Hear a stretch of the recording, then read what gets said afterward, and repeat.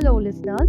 Welcome to another podcast by Analytics Insight. For today's podcast, we have with us Mr. Narendran Thillaisthanam, Chief Technological Officer, WNS-Vuram. His areas of expertise include automation, emerging AI, intelligent document processing, analytics, business intelligence, and RPA. Hello, Narendran. Welcome to Analytics Insight. Hello, Samarpita. Pleasure having myself here. Yeah, it's a great pleasure to have you here. So let's start by, can you please start by giving us a brief about the company, its specialization, and the services that your company offers? Absolutely, Samarpita. So WNS-Vuram, the company that I work for, is a global hyper-automation services company. Now, we set out with a mission that we will work exclusively in the process automation domain. So for the last 12 years, we have been focusing exclusively within process automation industry.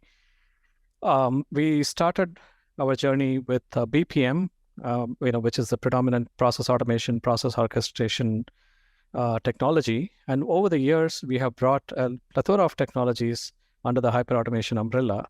So we specialize in RPA, we specialize in BPM, IDP, which is document processing, and process mining, and all the related technologies, under the umbrella of hyperautomation, which is useful for the process automation industry, is what we specialize in, Samarpita. That's great. That's really great. So can you kindly share your journey since the inception of the company, like its values, mission, or vision? Definitely, yeah. Now, before I talk about our company's values and mission, let me take a step back. Now, when you look at some of the great companies, I don't know what you will consider as great company, but in my mind, GE comes as a great company, Apple comes out as a great company, Toyota, right? There are several companies which have lasted for multiple decades, have pivoted into new domains, new areas, and have successfully navigated the landscape, the market landscape. One thing that you'll find common in all these companies is that they have a very deep culture. If you ask me, when you look at Apple, the thing that comes out is they build cool products. They understand their consumers, and the products may change, but the coolness factor will not change, right? So the Apple has a culture of bringing in innovative and cool products. Toyota has a culture of maintaining high quality vehicles. Similarly, Vuram was built on a premise. Okay, in fact, we didn't start with a dream, with a vision, with a mission, etc. In fact, our founder, Venkatesh Ramanathinam, he had a dream. His dream was to build the most nourishing and most effective workplace for employees to work on the planet. So we are a very deeply employee-centric company. In fact, the very word Vuram is a Tamil word. It means manure, but it implies nourishment. So our belief is that we act as a nourishment for our employees. The employees act as a nourishment. In other words, if we take care of our employees, we are 100% certain that they will take care of our customers. And together, we can take care of the society. So our value statement is that, we are a nourishment for our employees, our customers, and the society. So that's a premise in which the company was built, Samarpita. The company is, we have 12 principles. Of course, I won't go into the details of those principles, but we are very much led by principles. And I'll talk about just one of them, which is, don't be afraid of mistakes. Do not fear or hide mistakes. Learn from it, but never repeat it. So in other words, what we are telling our employees is that even though we work on mission-critical applications, mistakes do happen. And without mistakes, you're not going to learn. And without learning, there's no innovation. Without innovation, there's no tech industry, right? So this is a company which focuses very deeply on employee welfare, employee-centric culture, and led by principles. That's how we have been grooming and building the company. My journey, I joined this company roughly about 5 years back. And at that point, Vuram was largely a BPM-focused company. We were a services company, but providing BPM technology services. And my role, I've been fortunate enough to say that since I joined, we have expanded from BPM into multiple technology area, such as AI, RPA, and other hyperautomation services. So that's been my journey, and it's been very gratifying, very fulfilling journey, if you ask me, Samarpita. That was amazing. That was really insightful. And I also think the employee are the pillars of the organization. And when they're really taken care of, like the organization works well too. So, coming on to the topic of hyperautomation, can you please mention some hyperautomation technology trends that will impact BFSI in 2024? Definitely. Yeah. So there are three technologies that we are closely watching, Samarpita, when it comes to BFSI. The first, which is not really a new technology, but has been around for a while, is low code. Low code is, visual development. You don't have to write Java, Python, what we call as high code or pro code. You can simply drag and drop and build your applications by using drag and drop. Now, this low code movement, according to Gartner, is accelerating at such a pace that in the next couple of years, we'll see 75% of large organizations, would have adopted low code. So in other words, we are seeing a huge shift. And in 2024, BFSI will definitely be leading this shift from traditional pro code development into low code development. And we are sitting at the pillar of this low code movement because Vuram as a company has been working on low code for the last 12 years, ever since our inception. So that's, technology trend number one. The second trend that we are closely watching is that the core RPA, robotic process automation, was a very hot industry in the last 4 or 5 years, especially during the pandemic. And now we are beginning to see that a lot of pure play RPA vendors are moving on to hyperautomation. So in other words, if you just have a RPA story, that's not going to click. We need to infuse RPA with AI or other technologies in order to make them meaningful. And the core RPA market is getting commoditized. A lot of banks will either move from pure play RPA into hyperautomation, or the commodity game will kick in. Cost will become a very important factor for several of the BFSI customers. The third trend we are watching, and this I believe will kick in 2024 in high gear, is one of process discovery and process mining. Now, as you know, large banks, especially ones that are global, have hundreds of processes, thousands of processes spanning across multiple geographies. In order to find efficiencies, it is not possible to do it manually. So we have tools that can guide us and tell us, what are the various differences in the processes? What kind of inefficiencies do they exist in the process, and how do we automate some of them? This is the opposite of RPA, where RPA helps in automation. Process discovery helps us in finding out those inefficiencies, and I think this will gain momentum in 2024. So these are three technologies we are watching within BFSI. I'll give you a bonus, Samarpita. Generative AI, everybody is talking about it. I believe BFSI will start to experiment, although I don't believe there will be a great movement, production movement yet. It's too soon, but a lot of investments will be there in generative AI, more from a prototyping and from experimentation standpoint. So on this note, please tell us about reinforcing anti-money laundering compliance in BFSI with AI and low code. Yeah. Oh, definitely. See, one of the things I think all of us will agree that the digital payments are accelerating, right? Especially if you look at UPI. Yeah. 5 years back, 10 years back, mobile payments were unheard of. Now, today, we are moving tons and tons of money in real time, right? Now, financial crime is a multi-billion-dollar industry. According to McKinsey, it's a $214 billion industry, of which anti-money laundering is one of the facets of financial crime. Now, one of the key aspects, Samarpita, if you look at, is 5 years back, it was okay for us to monitor transactions after they have happened. Today, these transactions are happening in real time. They're not checks. They're not even like wire transfer, where you make a wire transfer and you get the fund in 24 hours or 8 hours or 24 hours. These are transactions that are happening in real time. So you need to have solutions which can tap into this real-time capabilities and prevent, these kind of money laundering and other financial crimes from happening. And AI actually plays a very significant role.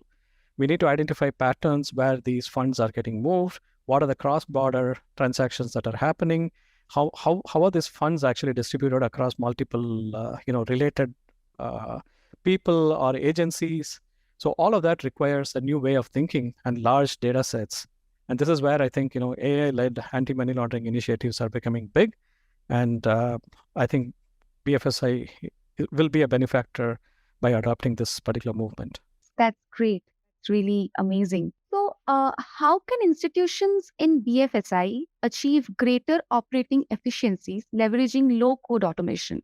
Yeah, another great question, Samarpita. Basically, when you look at organizations, right? So when you look at when you walk across, say, a bank or your insurance company, like most enterprises today, there will be a technology arm, which will be responsible for building applications and maintaining applications, maintaining the infrastructure, the tech infrastructure, and so on and so forth. And there will be a slew of business units, who will be giving requirements. So the businesses, they constantly change, and they have requirements coming in all the time. And they have to feed these requirements to the IT department, and IT will do the implementation work. So this is pretty standard in the game that is played in the industry for several years now. Now with low code, what we are seeing, low code and no code in particular, what we are seeing is a shift in the arbitrage between IT and business, meaning business can now make applications and they can actually make changes to applications without overly relying on IT. IT is still important, for security, for governance, for creating reusable assets, and all of those reasons, for troubleshooting, for performance tuning. So we still need IT, but for making changes to your applications, we do not necessarily have to rely on IT team and wait for the IT team to respond back. This gives unprecedented agility to business. So businesses can, they're sort of free to make some of those changes, build applications at a faster pace.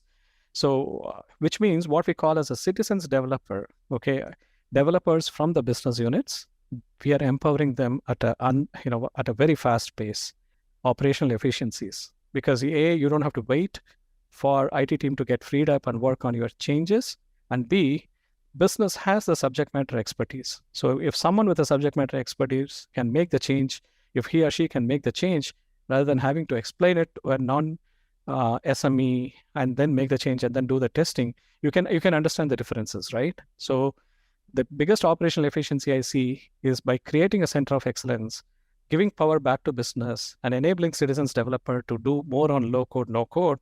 I think that's very powerful. Well, the fact that you said business can now make application without necessarily relying on IT is worth thinking for.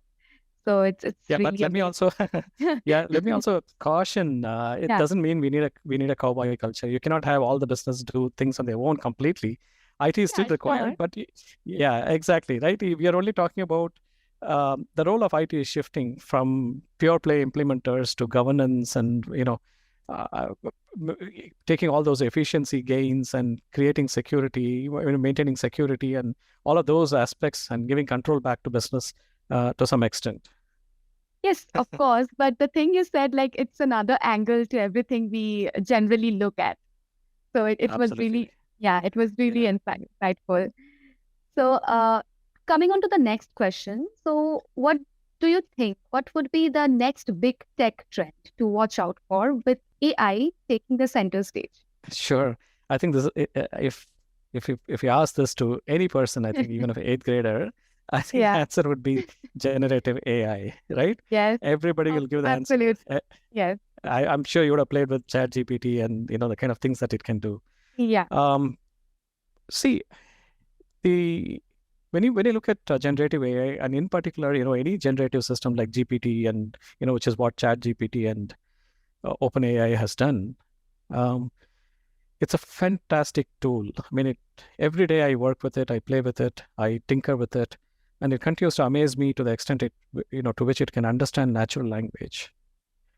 Its ability to converse with you in a with a perfectly grammatically correct sentence, and the way it can understand what you try to do and respond to it, it's mind-boggling. Even 5 years back, we were nowhere near this kind of industry trend. Now, before we get too excited, what we need to be careful is a lot of individuals are, school students, teachers, poets, and blog writers. They're all enamored by this GPT, But the question is GPT ready for business, right? Now, one of the biggest barriers as we see it is now enterprises have their own data that is very peculiar, very specific to that particular system. Like when you say PNR, in the context of travel agency, PNRs have a certain meaning. Now, any system that is trained on public data may or may not understand what PNR means. Similarly, when you say orange, orange could be a fruit for a GPT model, but you may have a project name called Orange in your industry, and you may be asking questions about the project, not necessarily the fruit. You see what I mean? So these large models today do not understand enterprise data and enterprise context, but there's a lot of research that is going on to take the capabilities from the public domain, ChatGPT-like capabilities, but apply it on enterprise data in a secure manner so that enterprise data doesn't leave leave the confines of the organization. And that's the biggest research. It's happening in pockets. I think in 2024, we will begin to see a lot more investments. Now that ChatGPT has proven well with respect to the broad horizontal capabilities, we will see a shift in a lot of dollars chasing how do we take the enterprise data and use it with a GPT-like system. This will drive a lot of very innovative use cases, and like for example, customer support is a big case study. Today, you have to go through so many hours. You have to be on hold. The agent on the other side will log into 50 different systems and find your answers. And sometimes he or she will be able to answer you, but many times you come back empty-handed. And the experience is very frustrating, right? Now with AI, with its ability to mine millions and millions of enterprise data and records, hopefully we will be able to get those answers at a much faster pace, and we'll be able to solve problems much quicker. Samarpita. So that I think is very promising. I would, without a doubt, pin my hopes on generative AI as a big trend. So hopefully a computer can become a human. It is becoming, right? If you Yeah, it is. they say It is. Yes, it is absolutely. passing Turing test and all that. Yeah, right. It is funny, but it absolutely is happening right now. It can be confusing, but it is. Right, and this is the second big trend we are watching in our lives. In my life, I saw internet boom back in Yeah. 95, 96 to 2000, created completely different value chain, different organizations, and here we are experiencing the second major boom with AI, becoming widespread. Yeah, like no one's even dreamt it even. Like this could have happened in the future. Absolutely. Yeah. Just 3 years back, if you had asked anyone, no one would have believed. If we had a conversation like this, say, even last year, people would be laughing at us. Yes. But Sure. today, this is the reality. This is happening. Everybody is talking about it. Yeah, very right. Yeah. Yeah. So coming on to the next question. So can you kindly tell us about future-proofing compliance and risk management with hyperautomation? Oh, definitely. Yeah, see, again, let me take a step back. Let's understand what is happening in the compliance department, right? So especially after the pandemic, with so much of content that has moved towards the digital world, what is happening is there's a lot of regulation that is also coming across. So when you look at compliance department, there are local laws, county level, there are state laws with the state government, laws from country, and if you are a global company, international laws. There are also laws that are specific to your industry, right? And so changes are happening in the regulatory framework all the time. And when you look at, how these changes are from a governance standpoint, right? I mean, not meeting these regulatory and compliance changes can not only cause financial losses, you'll be fined, but the brand value can also take a hit, right? So in general, the way people solve this problem is there will be a set of people who scan the markets, who scan the industry for these changes. They do an impact analysis, and then they do a scorecarding in terms of how much of changes are required. You may have to pull a product, you may have to change your manufacturing process, you may have to have certain labor regulations coming up. So all of these changes are, fed into a system, and you can very well imagine how a small change from a regulatory organization can feed into almost every part of your business sometimes, right? It could affect your manufacturing process, your hiring, your, say, for example, let's say you're playing with GPT and you use GPT for your internal work, and suddenly there is a regulation that says you cannot use GPT, which is what happened with Italy.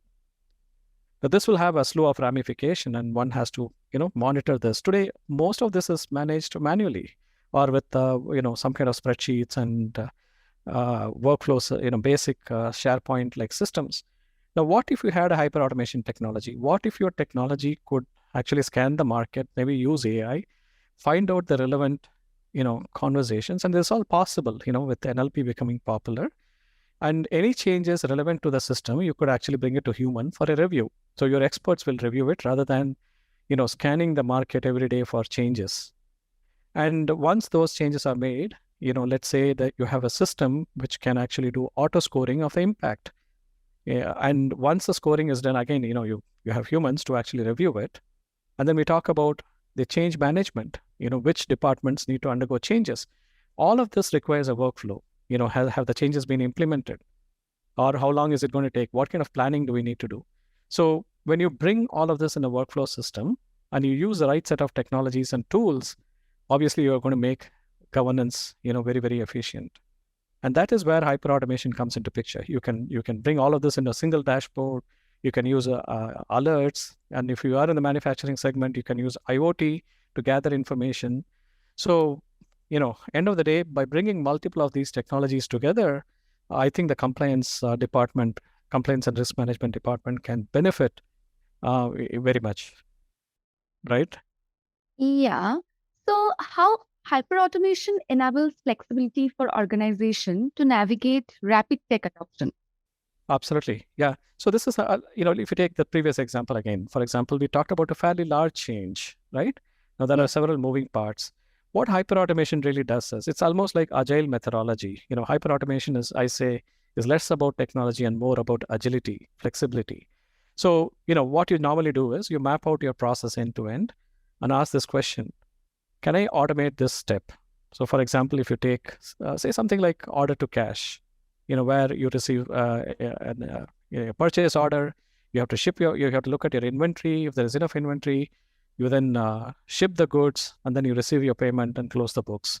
Now, this can cut across your manufacturing department, your inventory department, your finance department, and then, once your customer makes the payment, you again have to close the books. So there are multiple departments involved in a simple process like ordering something, and then, you are actually receiving the payment for that particular order. It takes multiple days.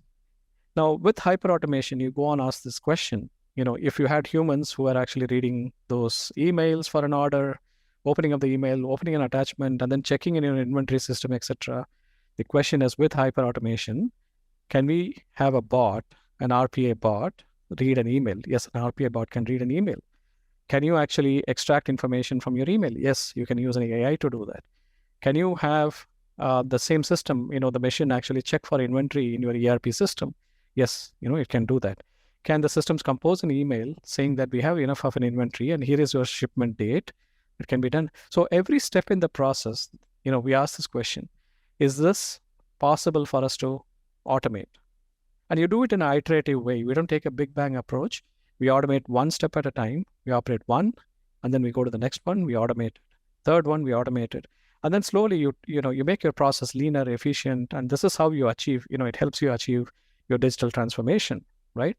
So all of this brings flexibility because, you can decide which one to be manual, which one to automate, number one.